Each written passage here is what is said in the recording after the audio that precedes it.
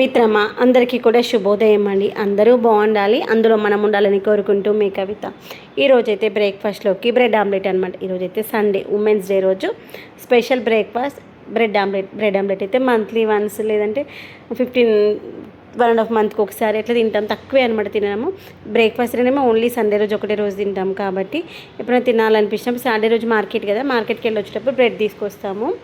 అయితే సాటర్డే రోజు వచ్చేటప్పుడు మా హస్బెండ్ అడిగారు, రేపు బ్రెడ్ ఆమ్లెట్ చేస్తావా, బ్రెడ్ తీసుకోసంటే సరే తీసుకురాలేమ్మా చేస్తానని చెప్పి అయితే ఈరోజు అయితే బ్రెడ్ ఆమ్లెట్ చేస్తున్నాను. ఒకవేళ నేను చేస్తే మాత్రం బ్రౌన్ బ్రెడ్ చేస్తాను, కొంచెం హెల్తీగా ఉంటుంది, మనము మైదాని కొంచెం అవాయిడ్ చేయొచ్చని. కానీ మా హస్బెండ్కి అయితే ఈ యొక్క మిల్క్ బ్రెడ్ ఇష్టం అనమాట.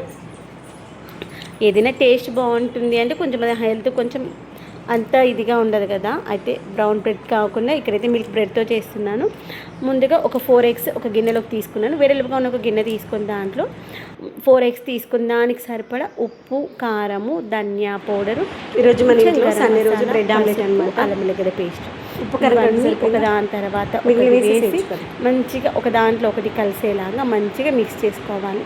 తర్వాత నేనైతే ఇక్కడ మనం చపాతీ చేసుకునేటువంటి పెంక ఉంటుంది కదా, ఆ పెంక పైన చేస్తున్నాను. ఒకవేళ అది లేదు అనుకుంటే మన దగ్గర గ్రిల్ ప్యాన్ పైన చేసుకోవచ్చు, నాన్ స్టిక్ ప్యాన్ పైన చేసుకోవచ్చు, లేదు అంటే టోస్టర్ పైన కూడా చేసుకోవచ్చు. అయితే నేనైతే ఈరోజు దోశ పెంక పైన కాకుండా చపాతీ పెంక ఉంటుంది కదా, ఇనుప పెంక, దానిపైన అయితే వేసాను. ముందుగా పెంక పెట్టేసుకొని దానిపైన ఫస్ట్ కొంచెం ఆయిల్ వేసుకోవాలి. ఫస్ట్ కాబట్టి కొంచెం ఆయిల్ ఎక్కువ పడుతుంది, కింద అంటుకోకుండా ఉండడానికి.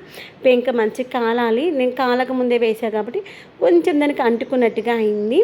మనం వేసే ఇంగ్రీడియంట్స్తో పాటు ఉప్పు, నేను ఏమేమి వేసాను మళ్ళీ ఒకసారి చెప్తాను. 4 గుడ్లకు సరిపడా ఉప్పు, కారము, ధనియా పౌడర్, గరం మసాలా, తర్వాత వచ్చేసి పసుపు, అల్లం వెల్లిగడ్డ పేస్ట్, దాంతోపాటు సన్నగా కట్ చేసినటువంటి ఉల్లిగడ్డ, కట్ చేసినటువంటి కొత్తిమీర, కరివేపాకు, ఇవన్నీ వేసి మంచి ఒక దాంట్లో ఒకటి కలిసేలాగా కలుపుకున్నాను.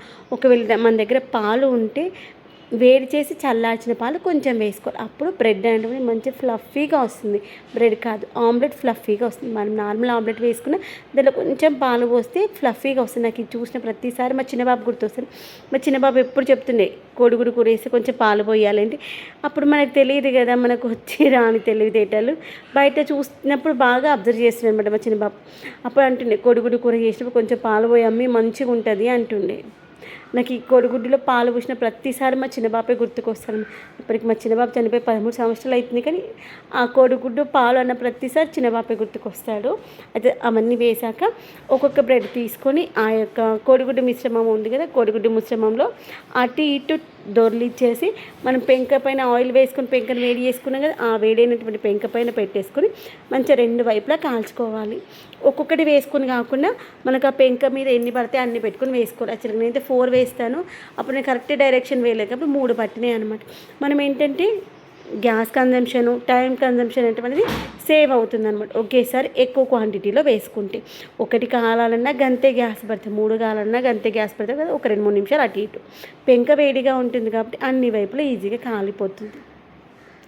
ఒకసారి అటు ఇటు టర్న్ చేశాక మధ్యలో కొంచెం ఆయిల్ వేసుకొని ఆ బ్రెడ్ పైన మనము ప్రెస్ చేస్తూ ఉండాలి. ప్రెస్ చేస్తే మాత్రమే లోపల మంచి కుక్ అవుతుంది, లేదంటే పైన మంచి కాలినట్టుగా ఉంటుంది కానీ లోపల పచ్చి పచ్చిగా ఆ యొక్క హాఫ్ బాయిలింగ్ కుకింగ్ ఎగ్ లాగా ఉంటుంది. తర్వాత ఇంకొకటి ఏంటంటే, మనము బ్రెడ్ని ఆ యొక్క కోడిగుడ్డు మిశ్రమంలో డిప్ చేసినప్పుడు ఎక్కువసేపు దాంట్లో ఉండద్దు, ఇలా తీసి ఇలా మళ్ళీ పెంక పైన వేసేలాగా ఉండాలి, గుర్తుపెట్టుకోండి. తర్వాత అటు ఇటు మంచి కాల్చుకోవాలి, అప్పుడే టేస్ట్ మంచిగా పచ్చిగా ఉంటే అస్సలు బాగుండదు.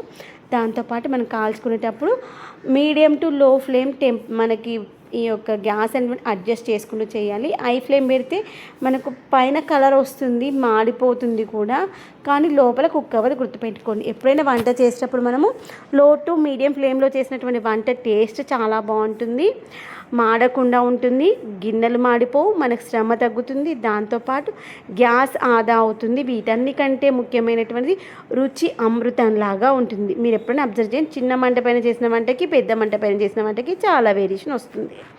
తర్వాత ఇలా అటు ఇటు మంచిగా 2 వైపులా కాల్చుకున్న తర్వాత ప్లేట్లకు పెట్టుకొని సర్వ్ చేసుకోవాలి. ఈరోజు సండే అనమాట. సండే కాబట్టి ఉదయాన్నే ఆయన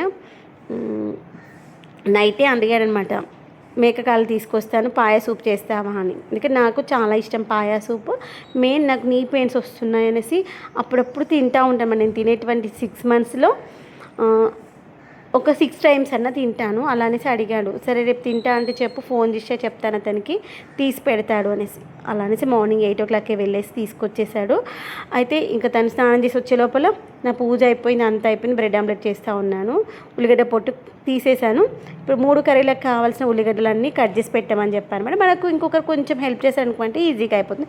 ఆల్రెడీ ఇక్కడ మనకు బ్రెడ్ ఆమ్లెట్లు అనేటువంటి కావాలని టైం పడుతుంది కదా అనేసి అమ్మ ఆనియన్స్ కట్ చేయవా అంటే తను అక్కడ పక్కనే ఆనియన్స్ కట్ చేస్తూ ఉన్నారు. తను ఆనియన్స్ కట్ చేసేటప్పుడు బ్రెడ్ ఆమ్లెట్లు అయిపోయినాయి. అఖిల్కి మా హస్బెండ్కి వాళ్ళిద్దరు తింటూ ఉంటున్నారు. నా వర్క్ చేసుకొని నేను కూడా హ్యాపీగా బ్రెడ్ ఆమ్లెట్ తినేసి ఈరోజు పాయ అండ్ మామిడికాయ